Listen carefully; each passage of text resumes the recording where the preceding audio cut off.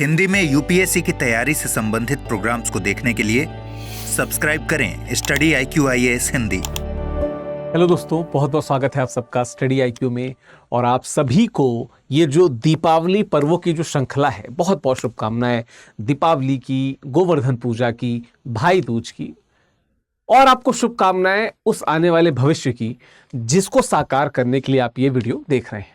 तो आप सबका बहुत बहुत स्वागत है। और बात करूं अगर स्टडी IQ की, तो स्टडी IQ में इस समय चल रही है दिवाली सेल। ठीक है, दिवाली सेल चल रही है और इस दिवाली सेल में आप हमारे किसी भी कोर्स से एनरोल होते हैं, आप किसी भी कोर्स से जुड़ते हैं, तो आपको वहां पे मिलेगी बम्पर छूट। और बम्पर छूट से मेरा कहने का मतलब क्या है कि साल की जो सबसे ज्यादा छूट मिलने वाली है वो मिलेगी आपको स्टडी IQ पे। और बात करूं हिंदी साहित्य वैकल्पिक विषय की, तो निश्चित तौर पे अगर सब कोर्सेस को देखा जाए तो हिंदी साहित्य भी कहीं पे पीछे नहीं है।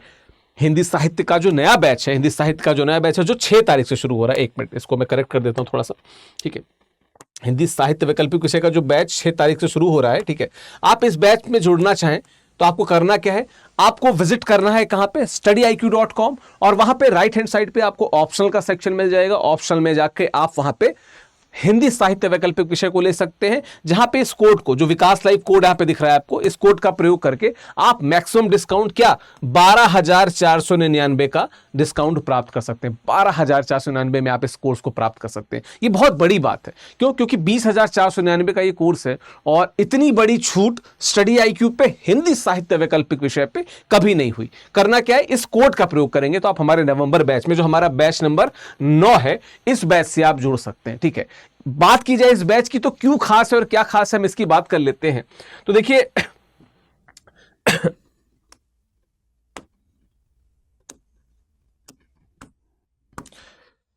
जिस बैच की मैं बात कर रहा हूं, एक तो इस बैच की जो शुरुआत हो रही है वो शुरुआत हो रही है महाप्राण निराला से। ठीक है, महाप्राण की जिन्हें उपाधि दी गई, कौन, सूर्यकांत त्रिपाठी निराला जी से।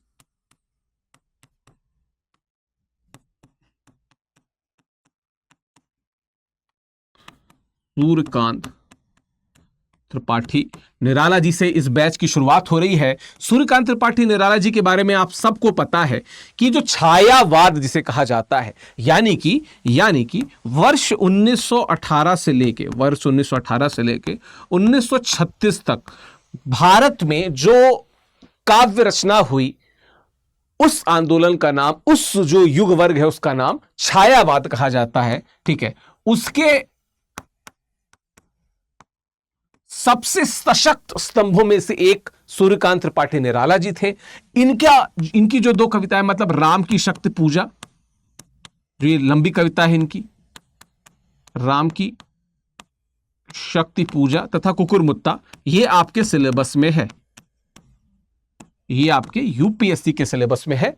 तो आपका ये जो 6 नवंबर से बैच शुरू हो रहा है, ठीक है, 6 नवंबर से जो बैच शुरू है, 6 नवंबर को पहली ओरिएंटेशन की जो क्लास होगी, पहली क्लास ओरिएंटेशन की होती है, तो आप 7 तारीख से मान सकते हैं बैच शुरू हो रहा है। दोपहर 1 बजे का जो बैच है, जो बैच नंबर 9 है, यह शुरू हो रहा है सूर्यकांत त्रिपाठी निराला से। और इससे बेहतर शुरुआत क्या हो सकती है कि वो कवि जिसने हिंदी साहित्य में एक अलग स्थान, एक अलग मकाम हासिल किया।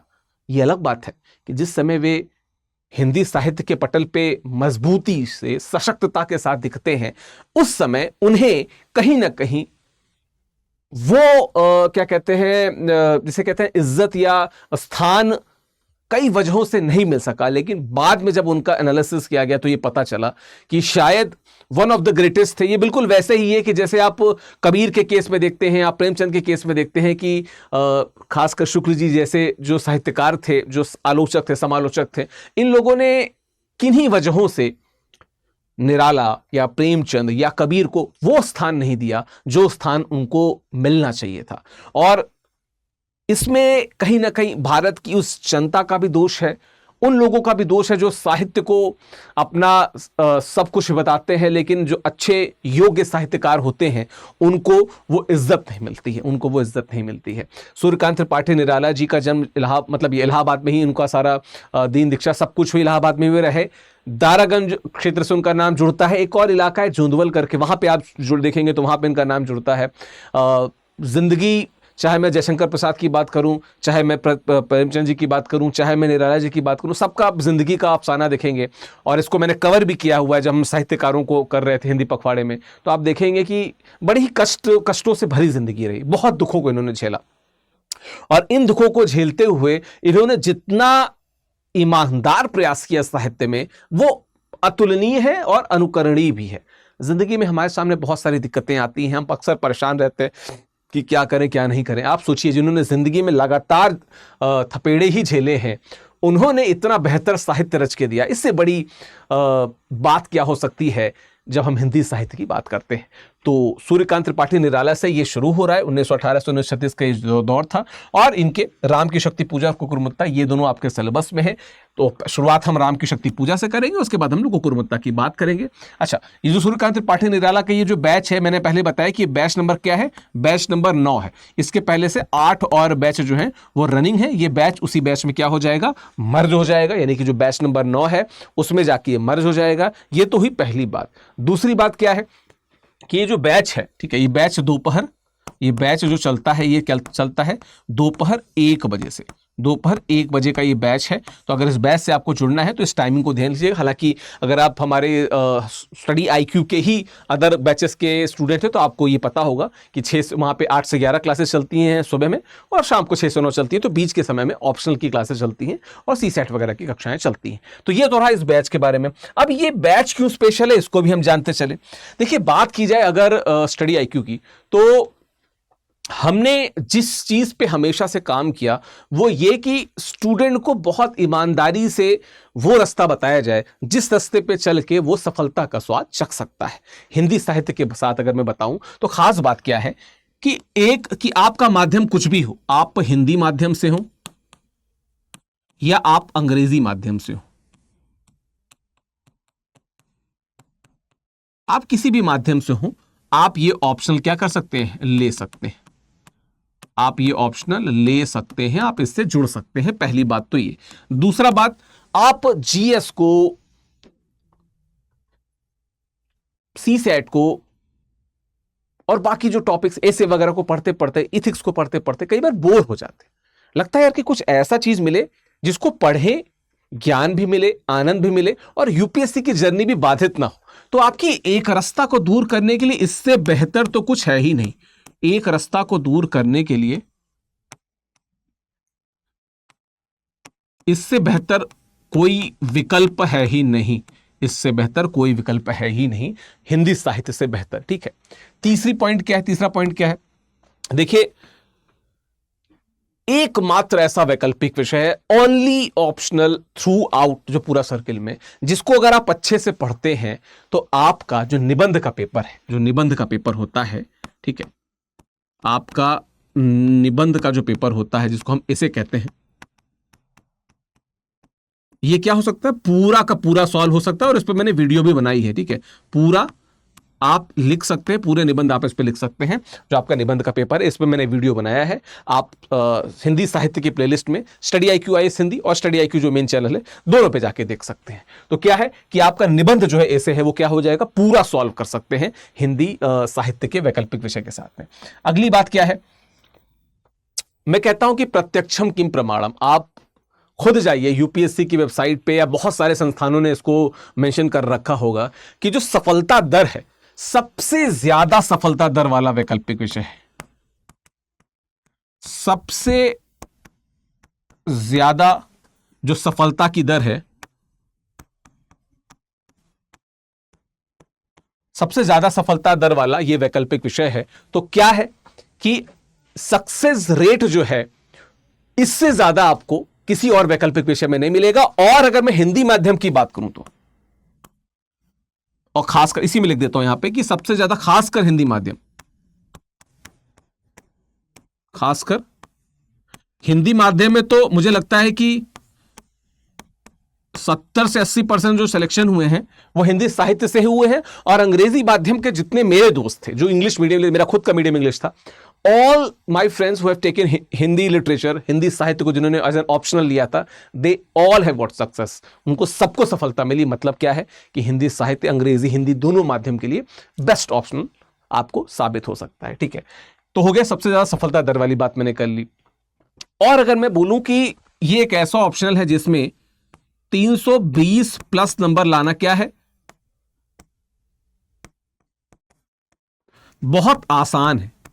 ये नंबर लाना क्या है, बहुत आसान है। तो कोई मैं अन्यथा बात नहीं कर रहा हूं, ठीक है, अन्यथा कोई बात नहीं कर रहा हूं। क्यों? क्योंकि अगर आप पैटर्न देंगे, हिस्ट्री देखेंगे, स्टूडेंट्स के नंबर देखेंगे, तो 320 प्लस नंबर लाए जा सकते हैं। और जो आपका 850 नंबर का टारगेट, जो मैं हमेशा बताता हूं, जो 850 नंबर का जो टारगेट है, इस टारगेट तक, यानी कि आईएएस बनने के टारगेट तक सबसे क्लोजली अगर कोई ऑप्शनल ला सकता है तो क्या ला सकता है, हिंदी लिटरेचर। और जब मैं आपको एक फॉर्मूला बताता हूं ई स्क्वायर ओ स्क्वायर का, ई स्क्वायर ओ स्क्वायर का, यानी कि इथिक्स